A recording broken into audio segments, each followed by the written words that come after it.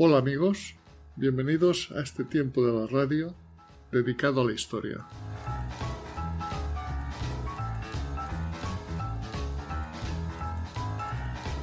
Hoy nos sumergimos en uno de los periodos más fascinantes y misteriosos de la historia humana, el paso de la Edad del Bronce a la Edad del Hierro en el Mediterráneo oriental.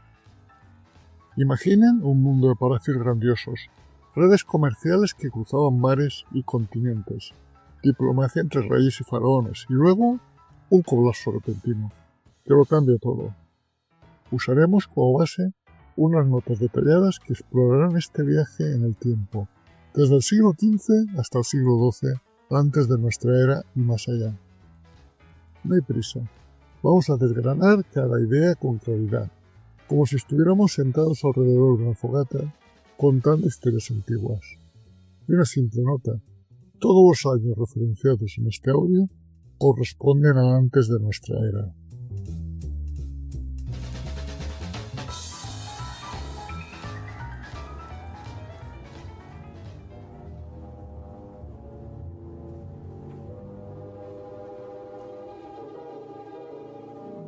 Empecemos por el principio. Para entender la transición al hierro, primero hay que pintar el cuadro de la de bronce tardía, un mundo interconectado, próspero y cosmopolita, que como castillos de naipes se derrumbó bajo presiones múltiples. Esta era no fue solo de bronce y espadas, fue la primera globalización de la historia, con civilizaciones como los egipcios, minoicos, micénicos, hititas, cananeos y muchos más tejiendo una red de comercio, diplomacia y cultura que abarcaba desde el Nilo hasta el Egeo y Mesopotamia. Viajaremos 3.500 años atrás, al siglo XV. El Mediterráneo oriental era un crisol viviente de culturas.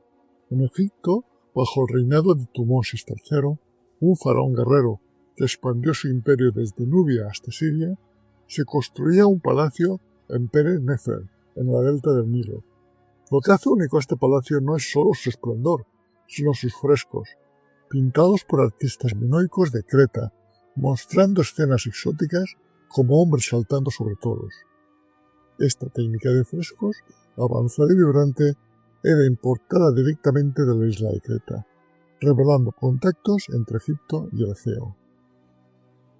Pero nos trasladamos un poco más para contextualizar la zona. Antes de la dinastía XVIII, Egipto había sido invadido por los Hicsos, pueblos semíticos de Canaán que trajeron innovaciones militares como el arco compuesto y el carro de caballos. Expulsados por faraones como Camós y Amenofis, los Hicsos dejaron su legado, un Egipto más abierto al mundo.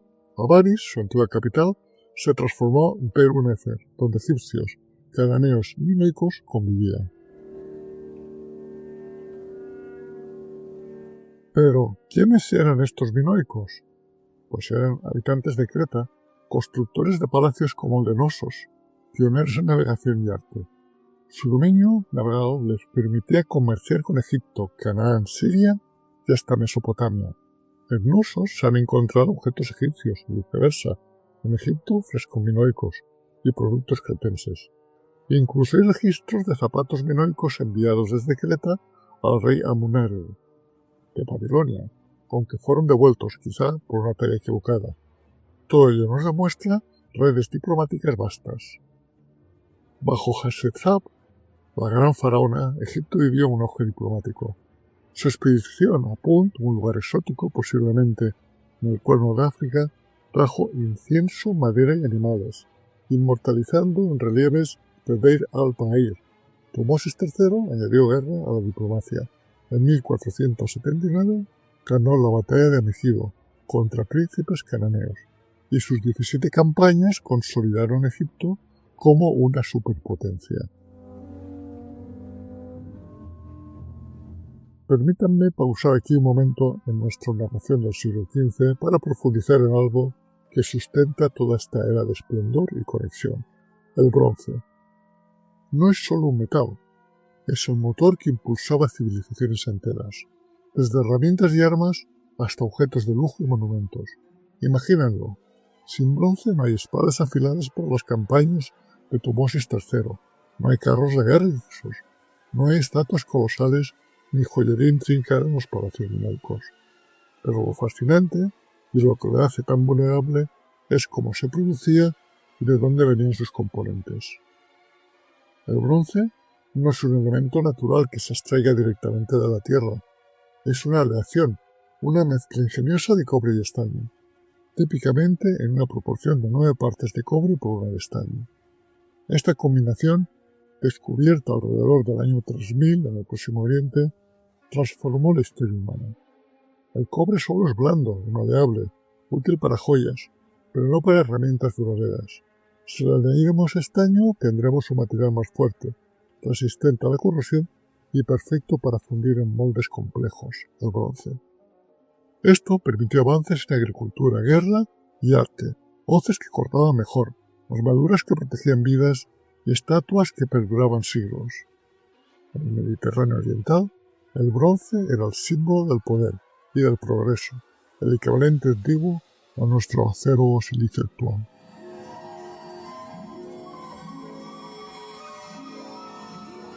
Ahora hablemos de las fuentes, porque aquí radica la fragilidad del sistema. El cobre era relativamente accesible en la región. Chipre, la isla que los antiguos llamaban a la silla, era la principal proveedora. Sus minas, como las de Apeliki, producían toneladas de cobre puro, a menudo exportado en forma de lingotes. Chipre no solo suministraba el metal, sino que también controlaba rutas marítimas clave, haciendo de la isla un nodo central en la red comercial. Los estudios recientes sugieren que otras fuentes completaban esta red de distribución, como las minas de Laurión, en Ática y Grecia, que podrían haber sido cruciales para Creta en la edad de bronce tardía. Y en el norte de Italia, como Trentino, el cobre fluía desde el bronce, alimentando redes europeas que se concentraban en el Mediterráneo. El estaño, en cambio, era el ingrediente escaso y misterioso, el talón de Aquiles de la edad de bronce. No apuntaba en el Mediterráneo oriental, había que importarlo de tierras lejanas, lo que requería caravanas, barcos y alianzas diplomáticas precarias. Las fuentes principales parecen haber sido Europa Occidental, especialmente Caldwell y Beckwith, en el suroeste de Inglaterra, que suministraban estaño a través de rutas comerciales que cruzaban el Atlántico y el Mediterráneo. Investigaciones arqueológicas recientes, usando análisis isotópicos en lingotes de naufragios, confirman que el estaño británico llegaba al Levante y más allá y en el año 1300, transformando civilizaciones distantes. Otras posibilidades incluyen los montes Ezergibre en Europa central, que proveían de estaño a los Balcanes y depósitos en Afganistán o Anatolia Oriental, aunque estos son más debatidos y probablemente secundarios para el Mediterráneo.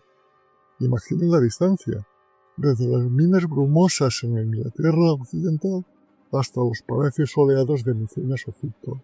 El estaño viajaba miles de kilómetros por tierra y mar, intercambiado por ámbar, marfil u oro. Esta dependencia de suministros distantes era una espada de doble filo. Por un lado, impulsaba la globalización que hemos descrito, barcos minoicos cargados de cobre chipriota, caravanas hititas transformando estaño en Europa y comerciantes cananeos fundiendo aleaciones en Ugarit. El bronce unía culturas, fomentaba innovaciones como la metalúrgica avanzada y sostenía ejércitos que expandían imperios. Pero por otro lado, creaba una vulnerabilidad al sistema. ¿Qué pasa si una sequía en Anatolia interrumpe las caravanas? ¿O si piratas o los incipientes pueblos del mar atacan rutas marítimas? ¿O si conflictos como la batalla de Cáceres cortan el acceso a Chipre? Sin estaño no hay bronce nuevo. Sin cobre las forjas se apagan. Esto no solo afecta a los élites, faraones sin carros dorados, sino a sociedades enteras, agricultores con herramientas rotas, artesanos sin materiales, guerreros con armas obsoletas.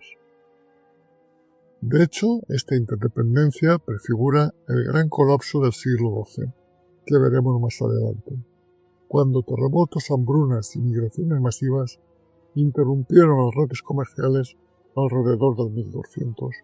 El flujo de estaño y cobre se detuvo. Civilizaciones como los micénicos y hititas, dependientes de importaciones para su tecnología militar y económica, se debilitaron rápidamente.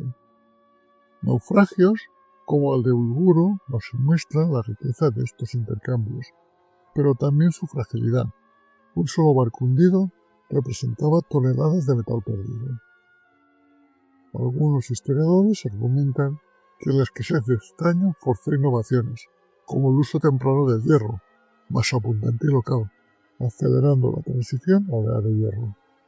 En resumen, el bronce no era solo un material, era el pegamento de una era. Su creación requería colaboración global, pero esa misma necesidad de recursos lejanos sembraba la semilla de la inestabilidad. Volviendo a nuestro relato principal, pasamos al siglo XIV. En Egipto, bajo el reinado de Amenofis III. En Luxor se hace un templo funerario majestuoso, custodiado por dos colosos de piedra que los griegos llamarán los colosos de Memón. Estas estatuas tenían un secreto. Al amanecer, una de ellas emite un misterioso silbido, un capricho de la naturaleza, causado por un terremoto que resquebrajó su estructura. Los viajeros grecorromanos, fascinados por las leyendas suméricas, grababan sus nombres en las piernas de estas estatuas. Pero en este momento, en el apogeo de la Edad del Bronce, el templo encierra otro tesoro, la lista Egea. En el corazón del recinto, 5 pedestales de estatuas alineados de norte a sur narran su historia de poder. Cada uno lleva escrito nombres de tierras lejanas, encerrados en óvalos que simbolizan enemigos vencidos o aliados bajo la influencia egipcia. Pero el quinto pedestal es especial. Allí, grabados en piedra, aparecen nombres que resuenan con un eco de maravilla. Micenas, Nauplia, Nosos, Sidonia, Citernia, son ciudades de Egeo, de Creta y Grecia continental, un testimonio detallado de que embajadores egipcios cruzaban mares para visitar los palacios minoicos y micénicos. Esta lista no es solo propaganda. Objetos con el nombre de Amenofis III, hallados en Micenas, confirman que Egipto y estos reinos distantes compartían lazos reales, una relación especial tejida por comercio y diplomacia.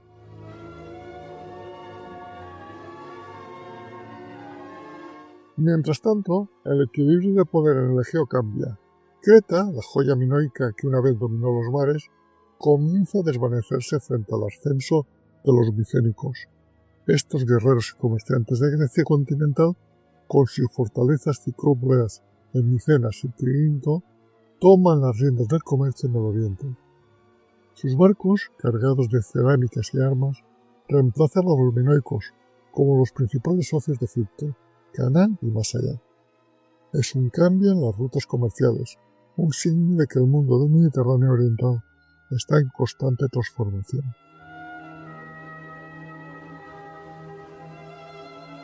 Para entender la profundidad de estas conexiones, debemos mirar las cartas de Amarno, un archivo hallado en Ajetatón, la ciudad fundada por Ajenatón, el enigmático hijo de Amenofis III.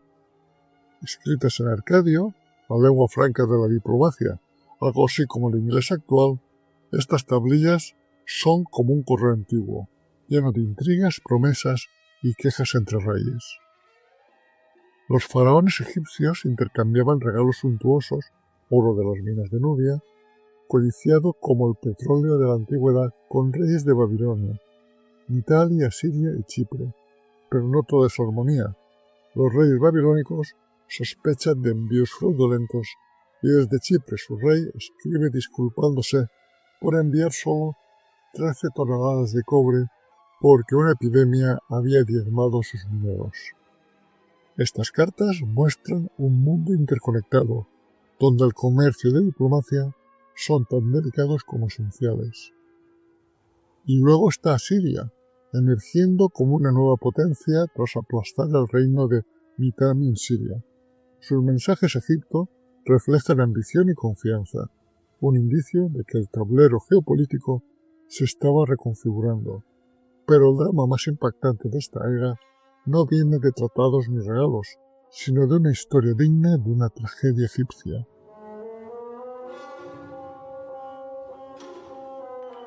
Una reina egipcia, probablemente la viuda de Tutankamón, se encuentra en una posición desesperada. Sin heredero, su linaje y el trono están en riesgo.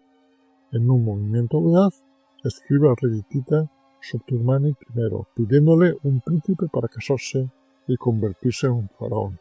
Este, cauteloso pero intrigado, envía a su hijo Zamanza, pero el príncipe nunca llega. Asesinado en el camino, quizá por fracciones egipcias opuestas a un faraón extranjero, su muerte desata una tormenta. Furioso, Subtilamia declara la guerra y poco después, una epidemia posiblemente traída por prisioneros egipcios cobra su propia vida. Este episodio no solo revela la intensidad de las relaciones internacionales, sino también su fragilidad. En medio de este torbellino, los hititas dan un paso sin precedentes. Imponen un embargo comercial contra los micénicos. Prohíben que sus barcos lleguen a puertos hititas. Uno de los primeros ejemplos mostrados de sanciones económicas en la historia.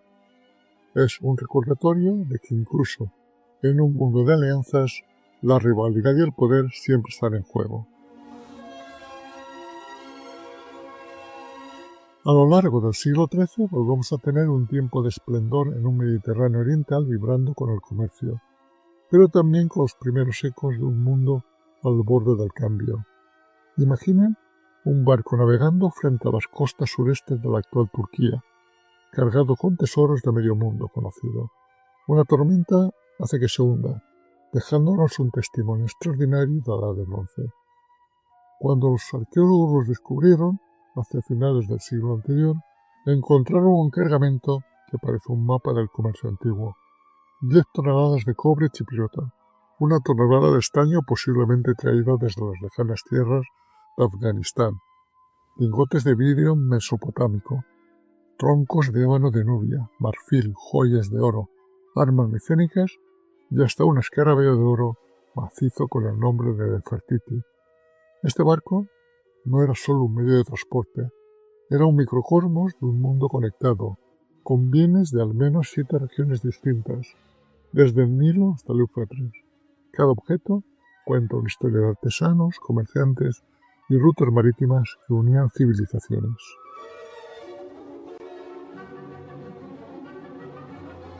En la ciudad siria de Ugarit, un centro comercial bullicioso, hombres como Shemeranu representan esta movilidad cosmopolita. Este comerciante, según una tablilla escrita en arcadio, enviaba barcos a Creta libres de impuestos por decreto del rey de Ugarit. Imaginen la escena. Un puerto lleno de naves cargadas de cerámica, metales y especias, con marineros de origen diversos, todos exentos de tributos para asegurar que el comercio fluyera. Estas exenciones no eran solo favores, eran un reconocimiento de que el comercio internacional era la savia de la economía, conectando Ugarit por Egipto, Anatolia y el Egeo en una red vibrante y multicultural. Pero no todo era paz y prosperidad. En 1274, el mundo asistió a una de las batallas más épicas de la antigüedad, Kadash, donde el faraón egipcio Ramsés II se enfrentó al rey hitita Mubaltari II. Este choque, narrado en relieve en tiempos los egipcios, fue un torbellino de estrategia y desinformación. Ramsés, engañado por espías hititas, casi pierde su ejército en una emboscada. Pero su liderazgo logró equilibrar la balanza. La batalla terminó sin vencedores claros, pero marcó un hito, pues años después se firmó el Tratado de Plata, uno de los primeros acuerdos de paz documentados, sellado con tablillas de plata y el matrimonio de Ramsés con una princesa hitita. Este tratado no solo detuvo la guerra, pues nos mostró también una sofisticación diplomática que resonaría en la historia.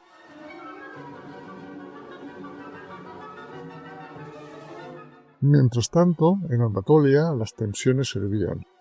Un líder rebelde llamado Piyamaradu, aliado con los micénicos, desestabilizaba regiones clave como Mileto.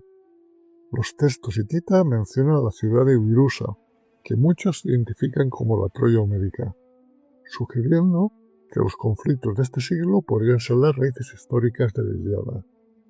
Excavaciones en la Troya actual revelan que la ciudad conocida como Troya Sesta fue destruida alrededor de esa época, tal vez por un terremoto o por una invasión micénica. La pregunta sigue abierta, pero los restos de muros derrumbados y armas encontradas alimentan la imaginación. ¿Estamos viviendo los ecos reales de una guerra cantada por Homero? En Grecia, los micénicos vivían su apogeo. En Micenas se erigían murallas ciclópeas, tan masivas que las generaciones posteriores creyeron que fueron obra de gigantes. La Puerta de los Leones, con sus imponentes felinos tallados, simbolizaba poder y protección.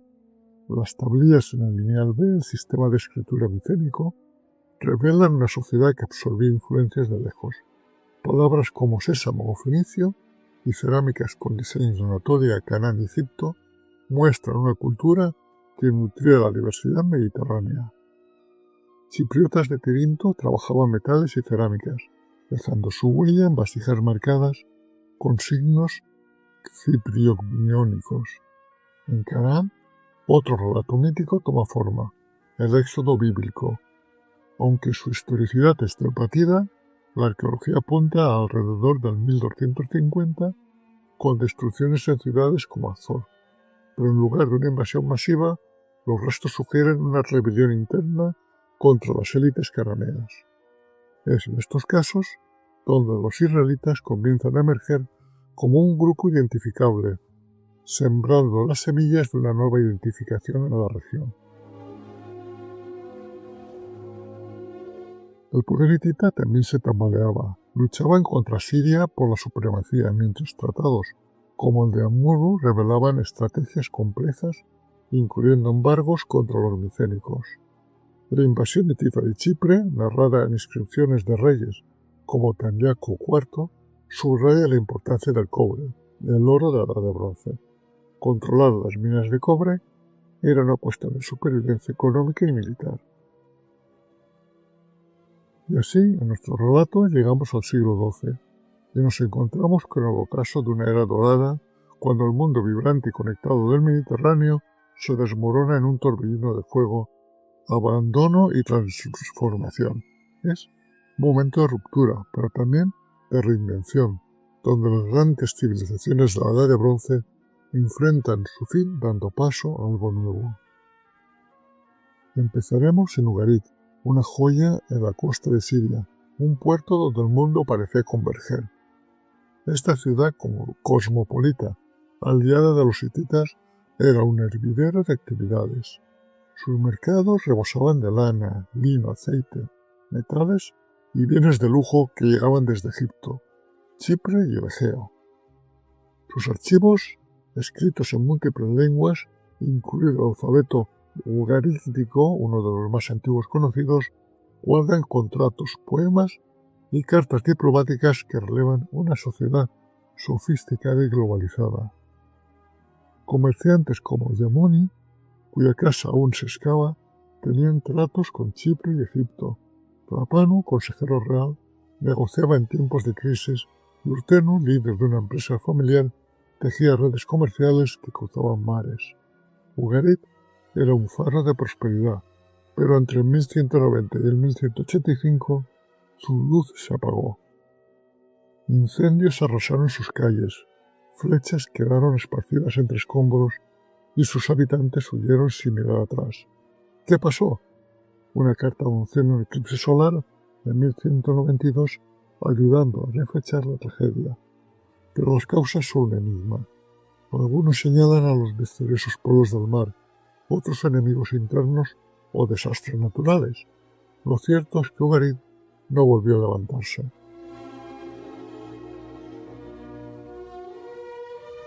La destrucción no fue un evento aislado. Una ola de devastación barrió el Mediterráneo oriental. Ciudades sirias como Emar, Rasbasi y Ras Isbain ardieron y fueron abandonadas. En Canaán, lugares como Megido y Aquis sucumbían a incendios violentos. En las ciudades filisteas, Ascalón Asod, Ecrón, Gat y Gaza, la cultura cananea fue reemplazada por una nueva, con cerámicas y costumbres de origen egeo. Los filisteos, probablemente migrantes con raíces mixtas, trajeron una cultura híbrida que marcaba un cambio radical.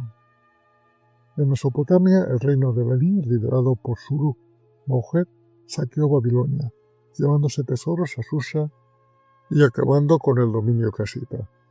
En Anatolia, la gran capital hitita, Atusa, y la legendaria Troya fueron abandonadas, quizá por rivales internos como los casitas, aunque más por invasores externos. Grecia no escapó al caos. Entre el 1225 y el 1130, palacios micénicos como Micenas, Pilos, Tirinto, Midea y Tebas fueron devastados.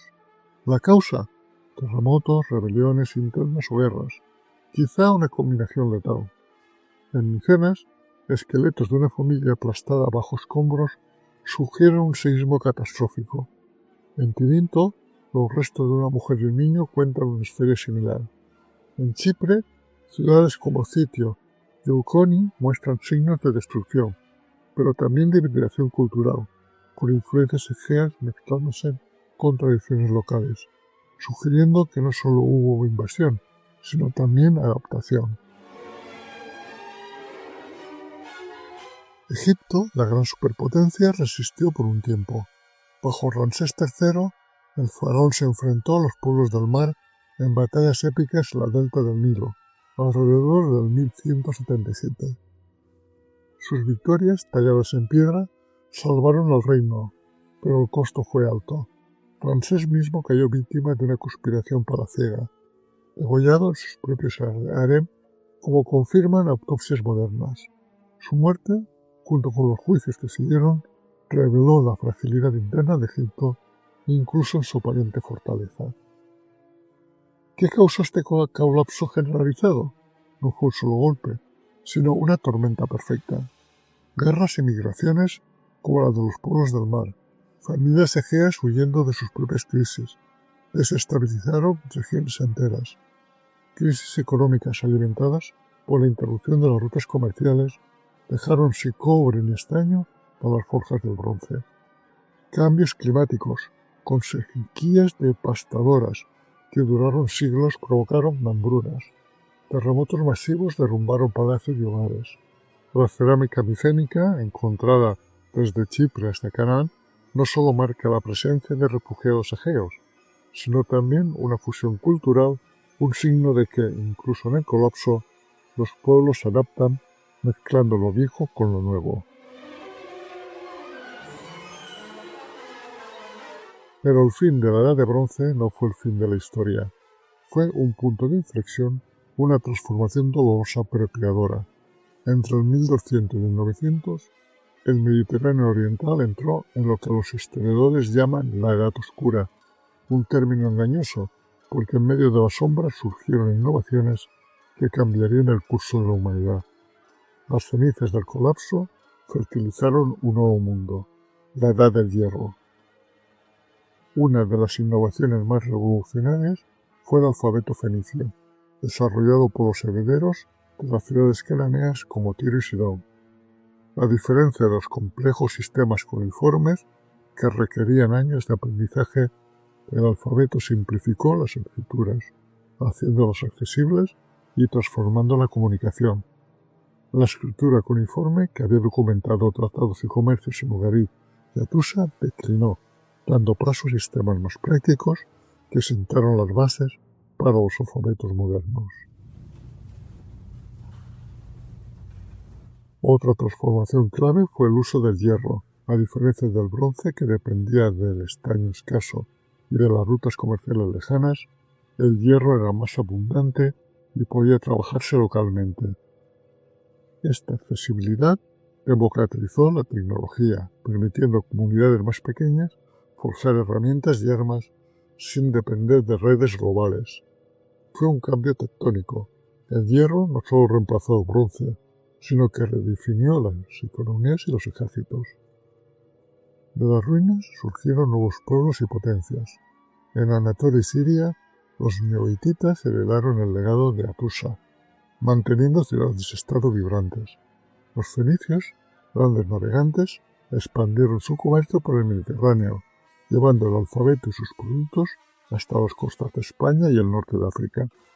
En Canaán, los filisteos, con su cultura híbrida e gira local, se asentaron en la Pentápolis, mientras los israelitas emergían como una identidad marcada por el monoteísmo, un legado que resonaría por milenios. En Grecia, de los palacios destruidos de Micenas y Pilos, nacieron las épocas geométricas, arcaicas y clásicas, cuna de la democracia, la filosofía y el teatro. La historia del colapso de la Edad de Bronce nos deja una lección poderosa. Los sistemas interconectados, aunque traen prosperidad, son frágiles. La globalización de la Edad de Bronce, con sus rutas de cobre y estaño, era una maravilla, pero su dependencia de redes lejanas la hizo vulnerable a terremotos, sequías y conflictos. Hoy, en un mundo donde una crisis climática o económica puede propagarse en semanas, esta historia resuena con fuerza. Los cambios climáticos, como las sequías de entonces, nos recuerdan que la interdependencia puede ser tanto una fortaleza como una debilidad. Llegamos a una reflexión final. Desde el reinado de la faraona Hatshepsut, alrededor del 1500, hasta el emblemático 1177, el Mediterráneo oriental fue un crisol de civilizaciones. Minoicos, micénicos, hititas, egipcios, cananeos y más tecieron un mundo cosmopolita que rivalizaba con nuestra globalización actual. Pero invasiones, sequías y terremotos lo destrozaron. Sin embargo, de ese caos nacieron el hierro, el alfabeto y las nuevas potencias que sentaron las bases de la civilización occidental. ¿Qué habría pasado si este colapso no hubiera existido? ¿Habría continuado la Edad de Bronce su curso? No lo sabemos. Pero la historia nos enseña una verdad eterna. La humanidad, incluso en sus horas más oscuras, encuentra formas de renacer.